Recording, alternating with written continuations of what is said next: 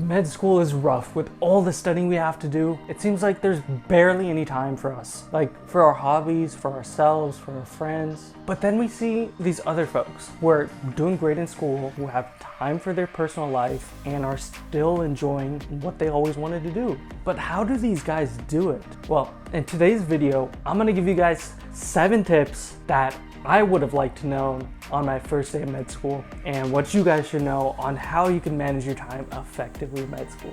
The most important decisions you make are not the things that you do, but the things that you don't do. Steve Jobs. Number 1, study smart. So by study smart, I mean cater to your strengths. Are you more of a visual learner, more of an auditory learner, a mix, or whatever type of learner? Learn to your specific style. There are plenty of tests online. You can look up what style of learning works for you, or you might already know from your college years, your high school years, you know what works for you. You know yourself best.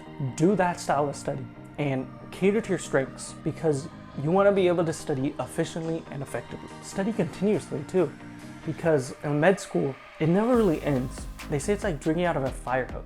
There's just so much information. You got to be on top of it all. Study continuously and kind of get in the routine of studying a little bit every day. You might not want to study on weekends, but trust me, if you do even a little bit on the weekends, it can put you ahead so much more than you think.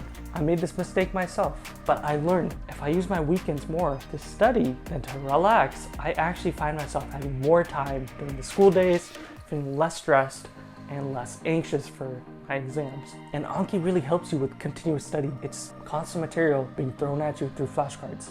And on top of that, if you're a person that likes flashcards, has a poor memory like me, Anki is a great tool. Anki is a repetitive flashcard app. It kind of gives you flashcards every day. You have to keep up with it. It's called spaced repetition, and it keeps stuff fresh in your mind so you don't forget it. It's great for long-term memory and great for knowing little facts that you're going to be tested on. And by doing continuous studying, you start getting ahead of the material too. So you can go on many different third parties like Boards and Beyonds, Pathoma, there's a bunch out there.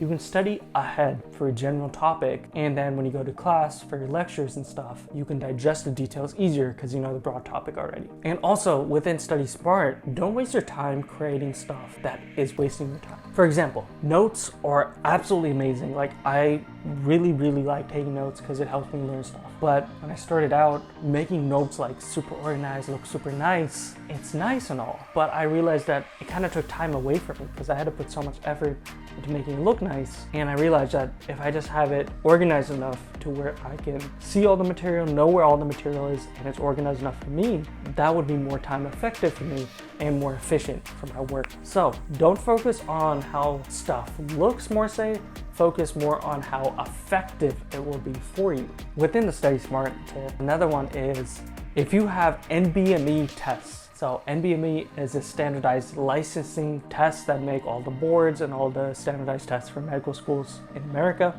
then you probably don't have to focus on that much school material. Let me explain. If the boards makers are making your tests, that means that the material on your tests, the NBME tests, will be boards material. So that means you can study the third parties which are made for the boards, because those are going to help you with the test. And I would say this is like 90% true. Our school was NBME tests, so 90% of the time, if you just knew the boards material for that section or block, you would be good to go. But there are little caveats here and there where they might put in some stuff that wasn't covered in third parties, and there is stuff like that. If you're trying to get 100% on exams, then obviously study everything. But to be time effective, third parties can really help if your school does NBME tests. If your school does their own in-house exams and they make their own exams, then it's probably better if you focus more on your in-house school slides than doing the third parties. And use third parties sparsely when you don't understand a topic or you want to add in a specific topic's details, etc. For every minute spent organizing, an hour is earned. Benjamin Franklin. This leads us to tip number 2. Schedule out what you need in a day.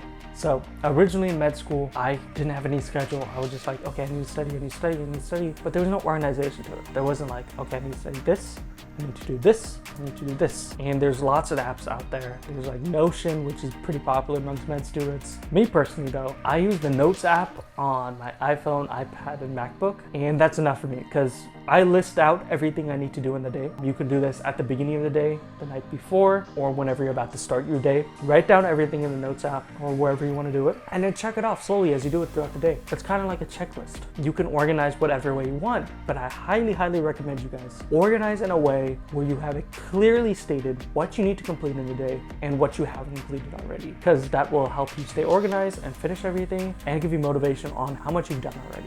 By prevailing over all obstacles and distractions, one may unfailingly arrive at the destination. Christopher Columbus. This leads us to point number 3. Limit your time on social media or other distractions. So this is kind of a no-brainer, but we all do this. I do this myself. We end up going in a rabbit hole where we want to take a break, so we go on social media, we do something else that is a distraction for mental health, but we keep going at it. Some people, go the whole night on TikTok. Some people watch or binge a TV show throughout the night, and then next night they have school. Now, this is great every once in a while, maybe on a weekend for relaxation, but doing this consistently is gonna ruin your time and it's gonna ruin your days because you're gonna be more stressed out. You're gonna wanna learn the next day, but you're gonna be tired from the night before. You're like, blah, blah. It's just gonna keep rolling, and it becomes a hard rat race you get out of. So try to limit these distractions. Have the timers, you have like a 15-minute limit for apps, you can do that, or you can delete apps. I know people do that.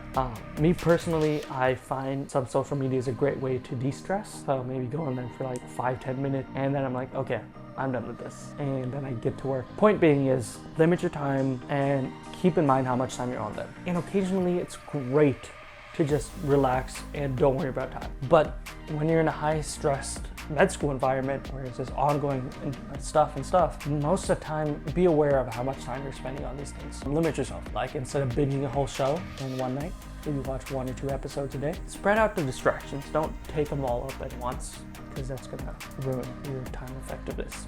When you treat yourself special, you bring out the best in you. Aaron Bell. That brings us to tip number 4. Reward yourself when you've completed your task. For example, let's say you have a daunting, task-filled day and it's so much work and you really don't want to do it, but you know you have to do it and you need some motivation. Make a deal with yourself. Find something like, maybe you want to binge that TV show that night if you're doing a lot of work. Okay, fine, go do it. But if you're like me, maybe you want to be like, I want a sushi dinner, I want something nice to eat for dinner, I want to watch some show. Make a deal with yourself to complete all your work and get that reward at the end. Reward yourself and make sure you do. Complete all you want in that deadline and reward yourself, because it's basic psychology is if you reward yourself for doing something, you're going to want to keep doing it again.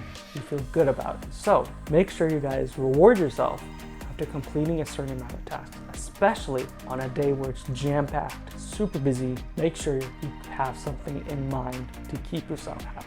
My advice is to never do tomorrow what you can do today. Procrastination is the thief of time. Charles Dickens. This brings us to tip number 5, procrastination. I've done this, everyone's done this. We all know it's bad, and keep in mind, try not to do this. I remember during my beginning of my med school, there were a lot of extra assignments that weren't really part of the main studying for tests, like small little things we had to do for some classes. And I would always push them off till the end because I was like, these don't matter. But then last minute, I'd forget about it. I'd be like the night before, I'd be like, oh, I gotta rush, I gotta do this. And then you're like all rushed, you're anxious, you don't have the energy, and it's just a mess. It's better if you're given one of those random assignments, do it right then. Make time to do it right then, because then you're saving yourself the anxiety later on. You're saving yourself the stress. You can do it in a quality fashion. And if you forget about it, it's fine. You already turned it in. You're done. So try not to procrastinate, especially on the small little things that could affect you in the long run. The art of leadership is saying no, not saying yes. It's very easy to say yes. Steve Jobs. That brings us to quote number 6. Learn to say no. There are plenty of distractions during med school and in life in general. Your friends are gonna wanna hang out. You might have a little family dinner. You might have a wedding of like a third cousin. You might have a bunch of stuff coming up. But take a moment before you say yes or you say no. Is this really important to me? Does this make me happier? Does this person, group of people really mean a lot to me? Okay, we got that answer. Now see, is this gonna detriment my long-term studying? Is this gonna detriment what I have goals to complete for today, for the week, etc.? And if it's something not that important to you, let's say your friends want to hang out with you, but it's like you can hang out with them next week after your test. Then it's like, okay, maybe I can put off today and hang out with them next week because I need to focus on my exam now and I can be with them later because they'll still be there. So ask yourself these questions, think it through before making an emotional answer of a yes or a no. And it's harder to say no to things than it is to say yes. I've been there, and yeah, it's hard, but you gotta think the logical way, what will be best for you and your goals and what you want to achieve. But don't get me wrong, it's great to go out with your friends, your family, events and weddings. It's a great way to de-stress. It's a great way to be with people you love. But it's best when you're not stressed because you'll be able to enjoy it. And it's best when it won't interfere with your studies. But I know there are some events, some group gatherings where you have to go. And where that importance is more than your studying, go for that. I'm just saying, question if this is very vital to you of going to whatever it is over your studying, your extracurriculars, and etc. Just question. When it's obvious that the goals cannot be reached, don't adjust the goals, adjust the actions. Confucius. This brings us to tip number 7 and our final tip. Be adaptable and be adjustable. Life in med school specifically is going to throw you a lot of curveballs. Every block is going to be different in terms of how you want to approach it. And if you stick to one method of studying, one approach, it might not be the best way to go. I learned this the hard way, and I learned that you have to continuously adapt little small things. And it doesn't have to be a whole overhaul of how you do things. Just small little things can make a difference. So learn to be adaptable, learn to be flexible in circumstances where you need to be, because we as docs, we're gonna face different patients and every patient's gonna be different. So we gotta be adaptable, we gotta be flexible to what we're presenting with. So our goal is in med school is to get ready for that and be adaptive, because each block is gonna bring a new challenge and a new way that we never thought of. So there are my 7 tips on how to effectively manage time in med school. And I really wish someone would have told me these 7 on my first day in med school, because as simple as they may sound, just hearing them, especially someone who's been through it, it really hits home more. So yeah, I hope these helped you guys. These are 7 tips that I thought were the best tips you can get that are generic advice for med school. It's a longer road, it's a stressful road, it's gonna be hard, but it's very, very doable. You gotta put your mind to it and push through, because it's very doable. If this is a goal and life goal you want to achieve, you can achieve. Put in the work, be smart about it, and get some mental rest. That's very important as well. Well, thank you for watching this video. If you found this helpful, please subscribe, share this with your family and friends, and I'll see you guys in the next one. Bye.